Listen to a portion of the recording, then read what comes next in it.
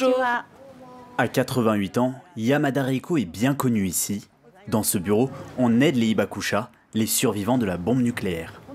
Sans cette association, notre histoire ne pourrait pas être transmise. Ce sont des gens qui n'ont pas vécu la catastrophe qui s'impliquent. Entretenir la mémoire 77 ans après la destruction d'Hiroshima. Le 6 août 1945, Yamada Reiko n'a que 11 ans. L'école où elle se trouve est à 2,5 km de l'épicentre. Elle aperçoit un avion, un flash, et puis plus rien. Un tronc lui tombe dessus, mais elle finit par retrouver sa famille.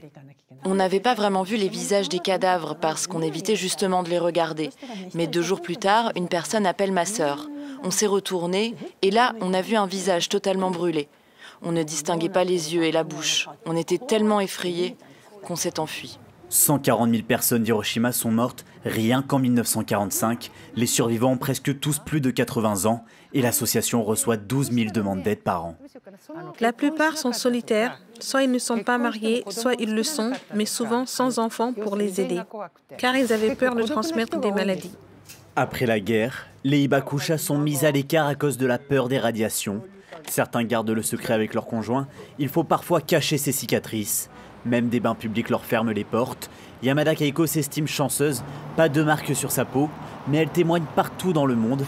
D'après elle, les Hibakusha font aujourd'hui l'objet de moins d'attention au Japon, comme ce monument de victimes déplacé du centre d'une place.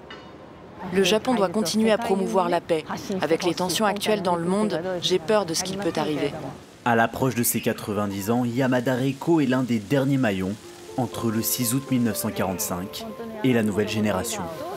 Nous devions toujours serrer les dents pendant la guerre. Donc quand je vois les sourires des enfants, je me dis que c'est précieux. Il faut les protéger.